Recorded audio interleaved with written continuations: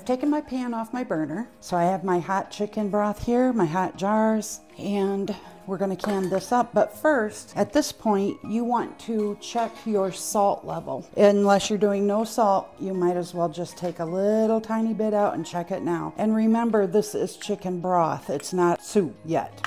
So that's up to you how much you want to use for the salt in it just to make it broth. That tastes really good. I think that's a perfect amount for us. The lemon that I put in it, I did not put that in to make it a high acid. I put that in for a little brightness. Oftentimes, people will put in apple cider vinegar, and that's up to you if you want to do that. You can put a couple of tablespoons in. You won't taste that either, depending on how much broth you're making. Kind of go by the amount of liquid you have in there, but a pot this size could have used 2 tablespoons of apple cider vinegar, and you would have never known it was in there. So what we're gonna do is try to stir it up a little bit. Now, it has a small amount of fat in it. Like I said, I skimmed a lot off of it. I think some of that might have come with it at first because I kept skimming it so that when I put it away, it didn't have a lot of the gray foam that will often come up when you're cooking meat. But had it had a lot of fat in it, when I put it in the fridge, I would have woke up this morning to a pan with a fat cap on it, you know, if it had a lot in there. Kind of like when you make anything with butter, like a potato soup or something, and you put it in your fridge, and the next day, you know, I have that thick layer you have to break through sometimes of fat. Then I would want to remove some of that. I don't want a lot of a fat cap in my broth. I just want, and you know, it's in your store-bought broth too, but not a lot of it. It's not good to have a lot of fat when you're canning, so you want to be careful to look that over and see if there's anything you can remove from it. Now this needs a 1-inch head space, and we don't need to debubble it because it's liquid. So I have over here my jar lids and rings that I have washed, and I tell this every time, but you know, you never know when someone doesn't know this. The National Center for Home Food Preservation determined that you do not need to sterilize jars before you can with them. If you're canning for more than 10 minutes, this will be 25. You can sanitize. There's a difference between sterilize and sanitize, and sterilize, of course, is like sterilized operating room equipment. It goes through quite the process to sterilize it. Sanitizing is just putting it in there, heating it up for a little bit like I did in my canner, making sure my jars are hot so I can can my hot liquid, which will go into my hot pressure canner. So we're gonna go ahead and put hot broth in our hot sanitized jars. But you don't have to. Back in the day, we would boil our lids and rings, or almost boil them in very hot water, and let them sit in there, and we used a magnetic lid lifter so we didn't put our fingers in the water. And now they say, modern canning guidelines say, you do not have to boil your lids and rings. But if you like to sanitize your rings and even your lids, if that's what you want to do, what you're used to, what you normally do, I'm not going to tell you any different. I'm just going to tell you what the modern canning guidelines say now. They say wash your lids and rings, dry them, and set them aside to put onto your jar. Now, one thing I did not do, and I'm going to need another lid as I was talking, an important step, especially in making broth where there is fat in the liquid, is making sure you get that off of the rim of the jar. There is a sealing compound on your lid, and if you have any kind of liquid, or if you're canning something else, sugar, food product, anything between your rim and the sealing compound, you're probably not going to get a good seal. And you don't want to spend all your time and waste the food and go back cupboard later and find that some had unsealed because there was something holding it back. Everything will probably suck down from a pressure canner anyway, but it doesn't mean it will stay sealed. You always want to check your seals when you get a jar out to use it. But if you have any kind of product, especially fat, around the rim, which is the top part, of course, you're just going to go around it with some clear white vinegar and a paper towel. Make sure there isn't any fat on that. Put your lid and ring on then.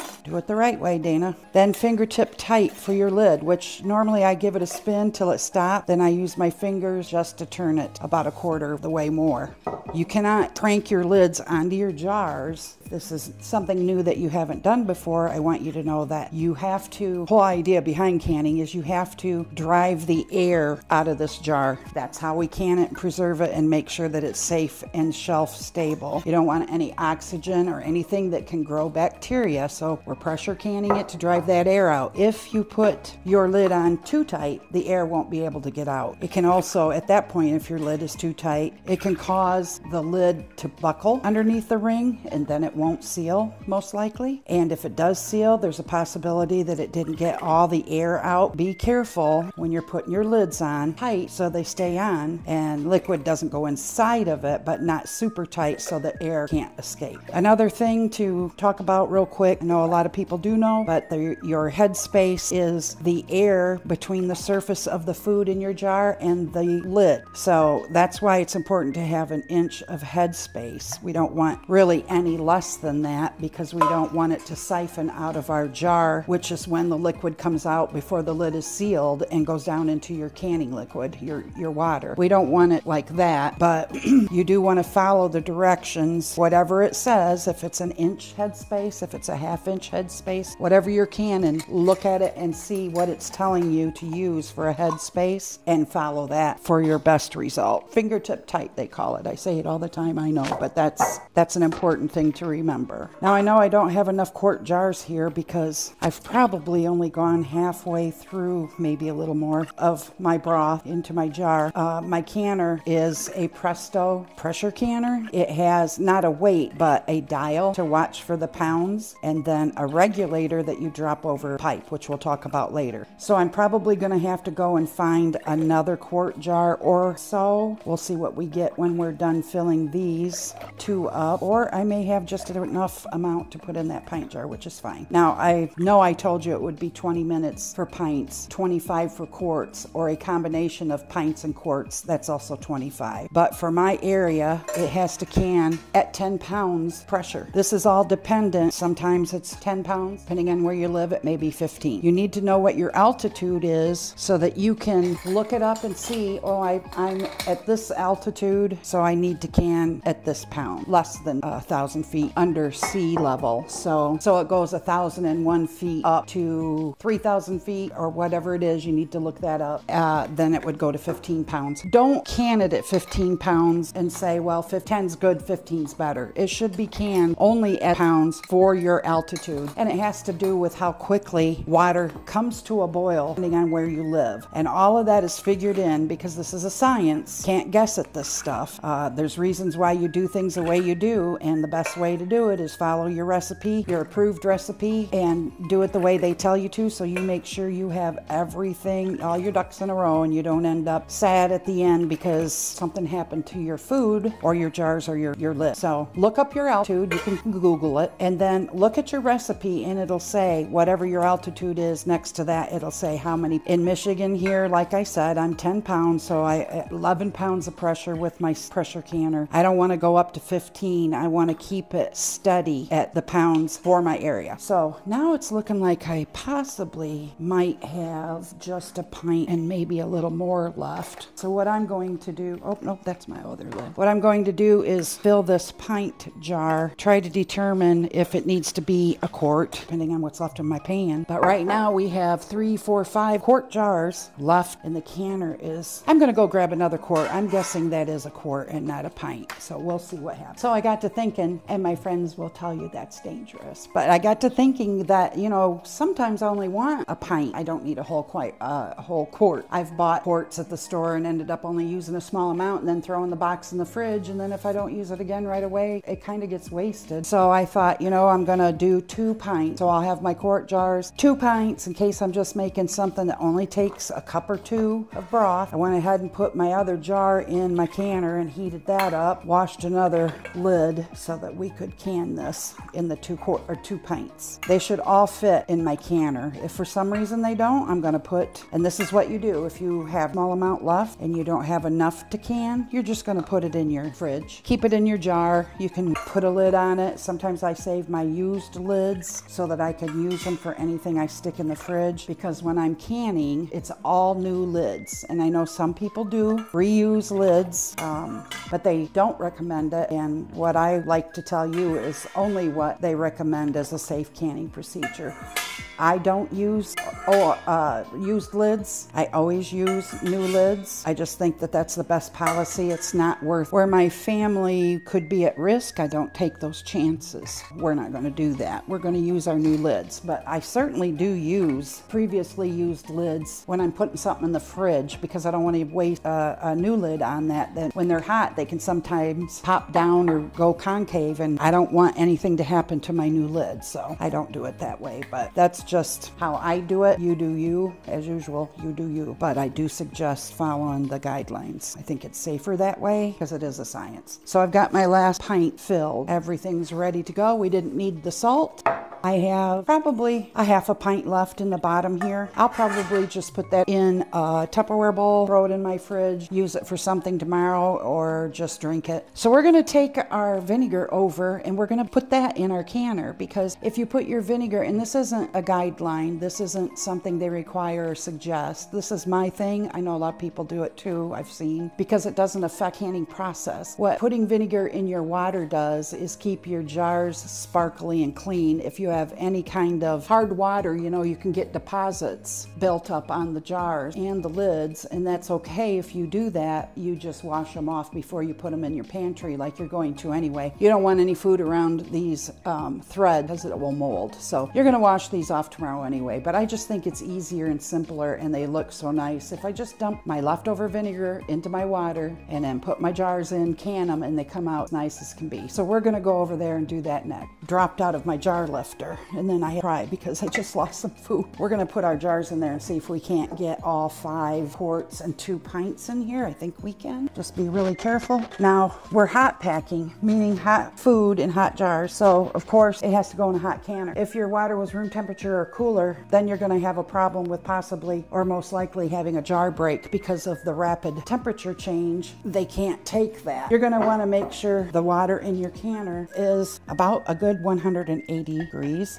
kind of not quite a simmer or a small simmer, nothing to shock jars, just like cold water would. Then we're gonna bring the contents of the jars and the water all up to temperature at the same time, so everything stays on an even keel and we don't have that up and down of, you know, hot, cold. That's just a recipe for disaster. You're gonna end up with broken jars that way. I try to separate them and not have the jars touch at all, and in this case I can still do that. So I did fit in 5 quarts, 2 pints. Now we're gonna dump in the rest of our vinegar into the water, and we're gonna put the lid on. On this pressure canner, there's a mark on the handle, and you probably can't see it because this baby's old, but there's a little mark on there that's an arrow also. So you line those up, and your lid goes down, and then you turn it. Now, I've already examined my canner before I filled it with water to do my jars. I do it every time I use it. I examined the screw underneath this, how firm this is. I make sure this pops up and down easily. I always look through the steam vent or the steam pipe here, and I check and make sure that this isn't in a dry, hard shape. This is your escape valve. If you boiled this so hard, pressure built in it too much, this will pop off by itself, and the steam will come rushing out. That's one of the safety features. Also on the front, on this valve, underneath, as I've shown you in my other video about canning with the pressure canner, there is a little bracket inside the pan, and this, when it pops up from the steam building, will engage with that bracket. That's also a safety feature that will help keep your canner lid down. You should not be able to even budge this once that pops up. So what we're gonna do now is bring it up to a boil. There's 2 inches of water in my canner. You wanna go by your canner's instructions, whether you have a Presto canner or maybe you have an All-American, which is a totally different setup than this one with the rubber seals. They don't have seals. Whatever canner you have, new or old, you want to go by those instructions. How they tell you to heat it, how much water they tell you to put in it, how you do anything with it. Read your instructions. But I'm giving you an example of mine. This is how mine works. I'm going to heat this up, but not on a high heat. It's on a medium high heat because I'm going to have to can at that 10-pound mark there. I want to build the pressure up to it, but I don't want to build it up so fast fast on a high heat that it goes shooting past my 10. Here's the 15. I want to keep mine around 11. So I'm going to stand here. This isn't a leave the room activity. This is something that you need to stand and keep an eye on while you're building the pressure. Once I do build up and I start getting closer to the 10, I know on my stove where to turn the heat down to because I've done it so many times. If this is your first time canning, pay close attention because you're going to want to know that spot where, yep, I'm at 11 and I'm not moving. I'm not going down. I'm not going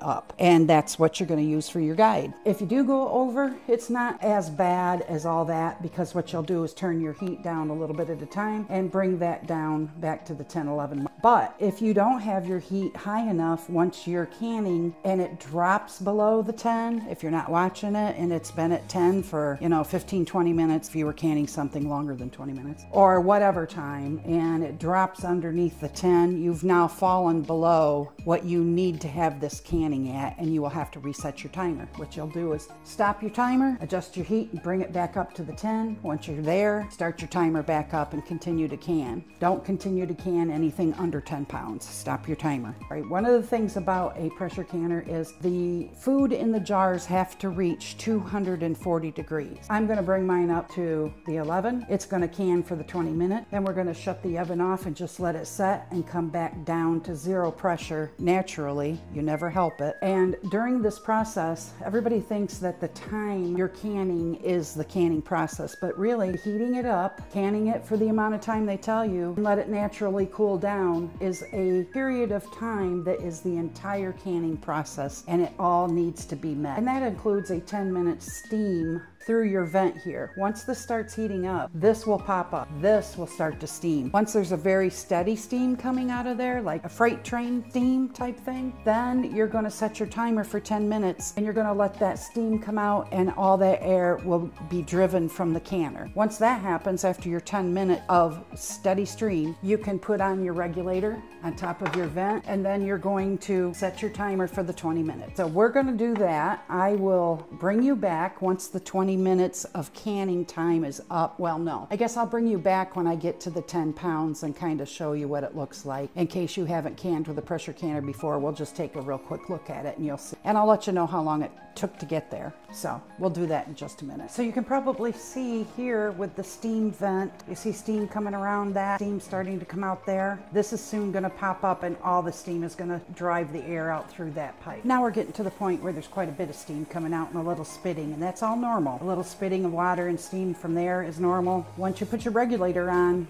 it's not gonna rock like a weight because it's not a weight. We're gonna go by that gauge, but it is gonna move a little bit in order to release enough steam to keep our temperature where we set it for. So you will see water or steam drops come out onto the lid of your canner. That's perfectly normal and it'll just evaporate. Same here. There we go. Now that just engaged with the bracket in the pan. Like I said, you would not be able to open this and should not try to, but you would not be able to open this.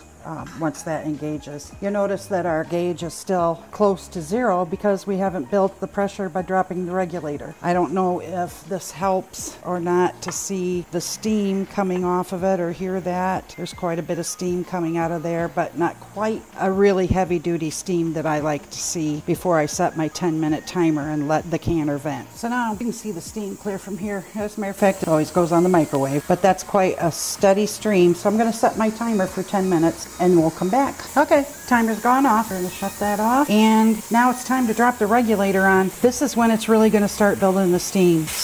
Don't be afraid of it, just drop it on there. And stand and watch as your pressure builds on your gauge. When it starts getting close to 10, if you feel like it's going up, rising up too fast, around 5, 6, 7, you might want to turn it down. When it gets up close to 10, keep an eye on it and try not to overshoot that too much. You want to stay about 11. So we're going to do that now. Before we get started canning today, if you want to help support my channel, I'd appreciate it if you hit the subscribe button. I really do appreciate that. I get pretty excited when I go in and look and see how many more people have signed up. This is getting to be a lot of fun and I enjoy it, and I hope you do too. I appreciate it so much. That really helps my channel a lot. Now that's taken maybe, I'd say 5 minutes to get up to that point. So now I'm going to turn it down to where I know my stove needs to be to keep it at around 10. It's going to creep up to the 10, 11 mark at this point and stay and hover right around there, and that's what you want. Keep an eye on it if this is your first time doing the pressure canning, just to make sure you try to regulate that right at the 10, 11 pound mark. Don't let it fall under. And then set your timer once it hits that 10 pounds for 25 minutes. Perfect. We're going to keep her there. Okay, so our gauge is down to 0. Fell down naturally. I've let it set for 10 minutes.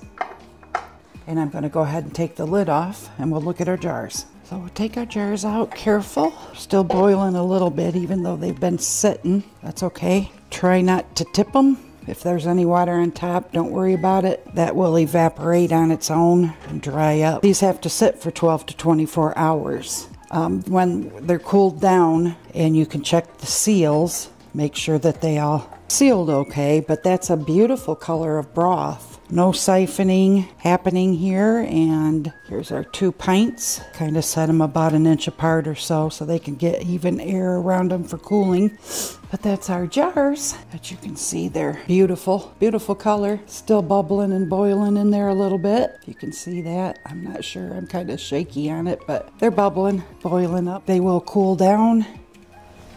And I have a lot of nice chicken broth to make soups with or put in recipes or just drink it if you like to do that. I enjoyed canning with you again today. Thanks for coming along. We have lots of stuff coming up with blueberries still, and I have a few other surprises. Have you ever thought about making your own vanilla? I have a lot on that you will be surprised how much it's come to now and how cheaply you can make it. So there's a lot of things coming up, and thanks a lot for canning with me. I hope you try this, and I hope it turns out just as well for you. Very easy to do. Get yourself some chicken and get ready to make something for dinner and just boil your carcass or buy, your rotisserie chicken and boil that with your vegetables, and you have a bonus of lots of stock for the same price as what you just paid for your rotisserie chicken. Why not? So thanks a lot, and I'll see you next time. Bye guys.